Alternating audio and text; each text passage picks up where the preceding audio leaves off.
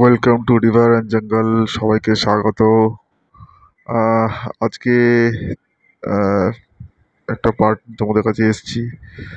বাকি তো তোমরা সব এপিসোডেও দেখতে পাও। অ্যাকচুয়ালি আমার যেটা মেন বলার ছিল সুন্দরবনের কিছু কথা। সুন্দরবনে মোট আয়তন প্রায় 10,000 বর্গ কিলোমিটার, যা যৌথভাবে বাংলাদেশ ভারতের মধ্যেই অবস্থিত। এছাড়াও এখানে বিভিন্ন ধরনের প্রাণী আছে, তোমরা জানো। রয়্যাল বেঙ্গল টাইগার সহ বৈচিত্র্য, নানান ধরনের পাখি, চিত্রা হরিণ, কুমির ও সাপসহ অসংখ্য প্রজাতি প্রাণীরা অবস্থান হিসাবে সুন্দরবনে পরিচিতি। তবে এখানে রয়েছে প্রায় 350 প্রজাতির উদ্ভিদ, 120 প্রজাতির মাছ, 270 প্রজাতির পাখি, 42 প্রজাতির স্তন্যপায়ী, আর 35 প্রজাতির সরীসৃপ এবং 8টি উভচর প্রাণী। তো সব মিলিয়ে সুন্দরবনের সব কিছু আছে। অ্যাকচুয়ালি এটা সমুদ্র বন হিসাবে আগে পরিচিতি ছিল। তো রয়্যাল বেঙ্গল টাইগার এখানে তোমরা জানো, আহ, জঙ্গলের রাজা যাকে আমরা বলি। আর বাকি এছাড়াও অন্যান্য প্রাণীরাও বাস করে, ঠিক আছে, বৃহত্তর ম্যানগ্রোভ ফরেস্টের মধ্যে। তো সুন্দরবনের ভিতরে যেতে হলে নৌপথ একমাত্র উপায়। আর শীতকালে মোটামুটি সুন্দরবন ভ্রমণের উপযুক্ত সময়।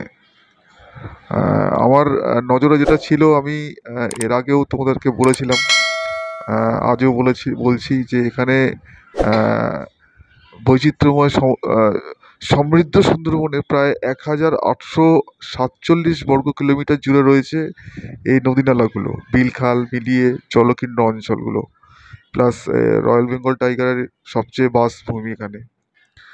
এছাড়াও ভারতের সুন্দরবন পশ্চিমবঙ্গের দক্ষিণ 24 পরগনা জেলা ও উত্তর 24 পরগনা জেলা নিয়ে গঠিত হয়েছিল। 1947 সালে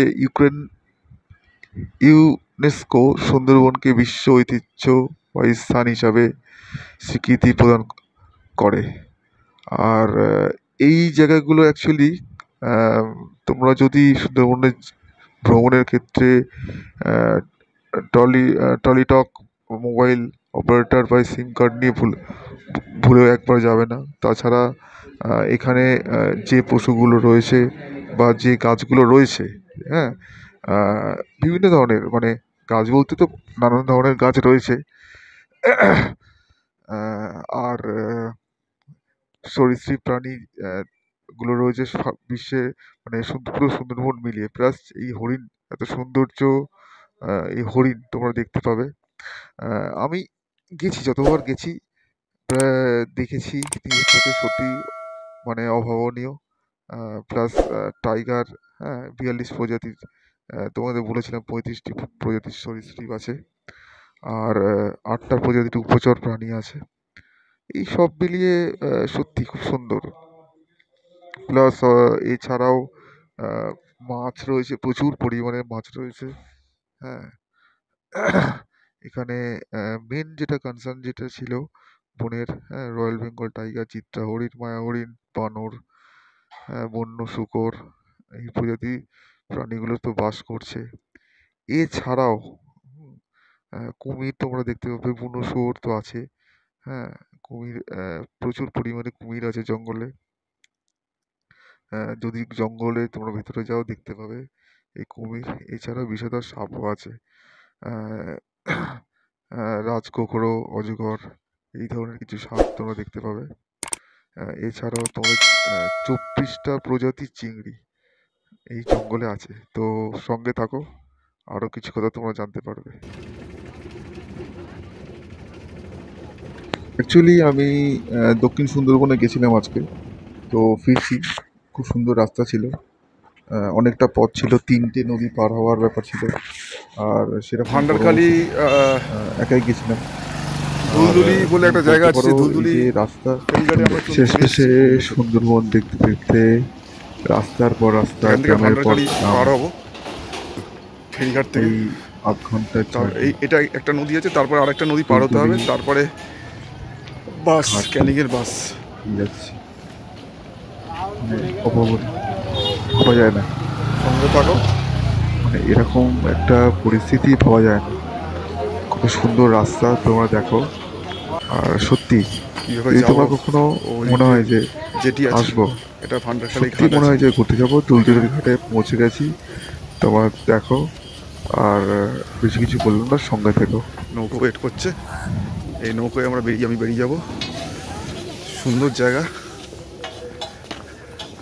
ভান্ডারখালীতে নামবো, তো ওখান থেকে আবার অটো।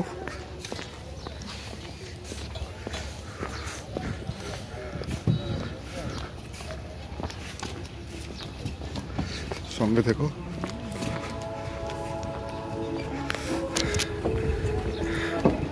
ভান্ডারখালী জন্যে নৌকো ধরছি। নৌকো অলরেডি দাঁড়িয়ে আছে পরপর। টেরিফিক টেরিফিক, তোমরা দেখো নৌকো অলরেডি দাঁড়িয়ে আছে।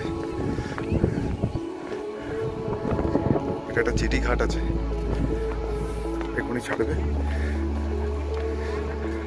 রোদ মোটামুটি কমে গেছে। এই নৌকো ছাড়বে, এই নৌকোতে উঠবো।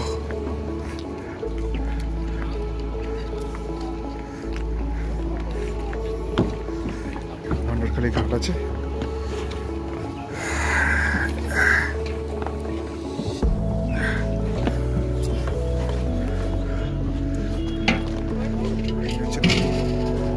ওপরটা ভান্ডারখালীতে নামবো, তারপরে টোটো ধরবো। সঙ্গে থেকো।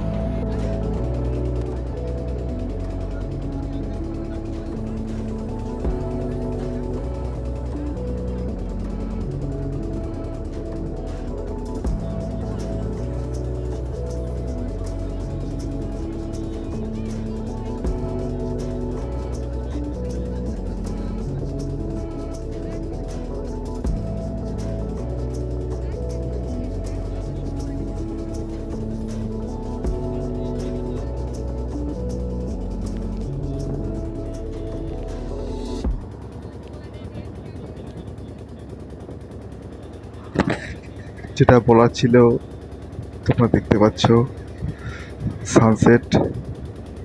সত্যি অভাবনীয়, অভাবনীয়। এই সুন্দরবনের এই নদীর যে সানসেট, মানে ভাবা যায় না। আমি অনেকবার সুন্দরবনের নদী পার হয়েছি, অনেকবার। আর যতবার নদী পার হয়েছি, যতবার সানসেট থেকে যতবার আমি ভিডিওতে আমার ক্যামেরা বন্দি করি, সত্যি তোমরা দেখলে হয়তো বুঝতে পারবে এত সুন্দর লাগে।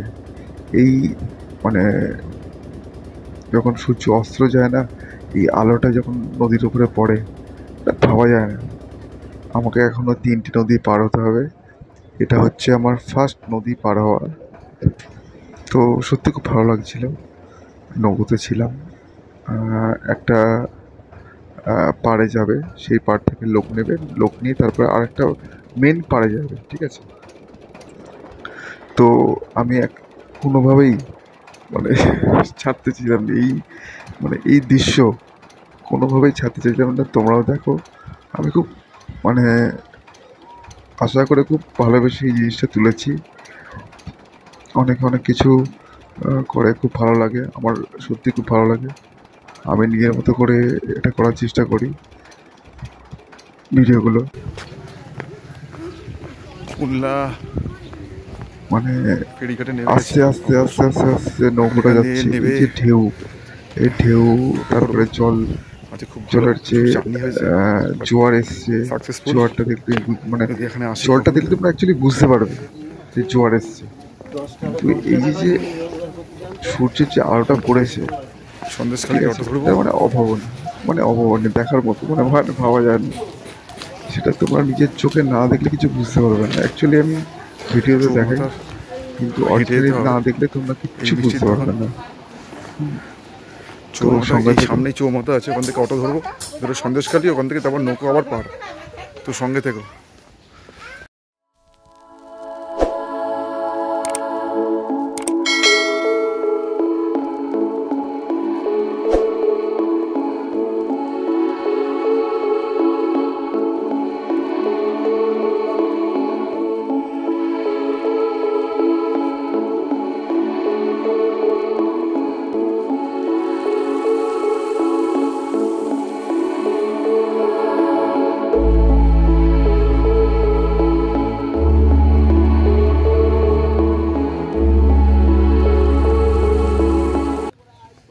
ঝাড়খালি থেকে তো মোটামুটি আহ, আমরা দুটো নদী পার করেছি, এখনো আরো একটা নদী বাকি আছে। সন্দেশখালি সেই সুন্দরবন, সেই রাস্তা ফাটাফাটি। মানে তোমরা যদি এই ফেরিঘাট, ট্যুরটাতে আমার সাথে থাকতে, সন্দেশখালি এটা ফেরিঘাটটা পার একদিনেই করবো। করেছি, পুরোটা একদিনে কমপ্লিট মোটামুটি করেছি। দুটো নদী পার করলাম, আমার শরীরটা একটু খারাপ হয়ে গেছিল দেখো অবশ্য। আসছি। বাকি আমি জল টল ফেরার খেয়ে, পালা মুখে এবার, জল টল দিয়ে খাওয়া দাওয়া করেছি, জোয়ার করে এসছে, আমি নিজেকে ঠিক করে নিয়েছি। বাট সত্যি সুন্দর হাওয়া ট্যুর দিচ্ছে। করতে গেলে এরকম ট্যুর দেখো করতে হবে, একা মানে ভাবা যায় না। নৌকো করে বাঁশ আর নিয়ে যাচ্ছি, তোমাকে রিকোয়েস্ট করছি, যদি তোমার আসো, জোয়ার এসছে, সত্যি খুব ভালো লাগবে, সুন্দর সত্যি আকাশ। খুব ভালো লাগবে। আর এই তোমরা রাস্তা, দেখো, এটা লোকালয় আছে, ফিল করো, এবং ওইখানে নৌকো সত্যি মানে আমার কাছে তো সত্যি ট্যুরটা ফাটাফাটি ট্যুর, সত্যি খুব ফাটাফাটি।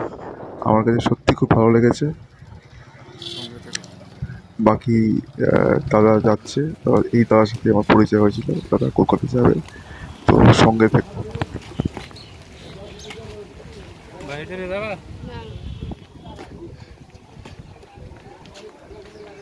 সন্দেশখালি চলে এসেছি, এখান থেকে ঘাটে উঠবো, ঘাটে উঠে ধামাখালি, ধামাখালি ঘাট।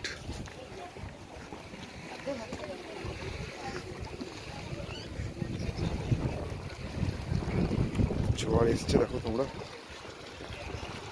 কি সুন্দর লাগছে।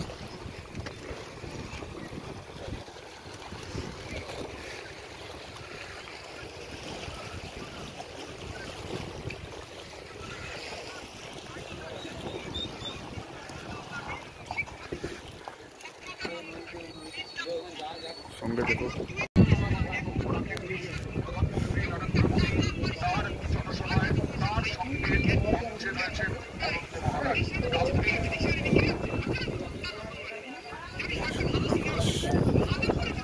পাওয়া যায় না। মাঝে বসে রয়েছে, ওয়েট করছি, উনি এখানে নৌকো ছাড়বে কিছুক্ষণের মধ্যেই, ওয়েট করছি। ধামাখালি যাবো, ধামাখালি থেকে তারপরে সোজা ক্যানিং।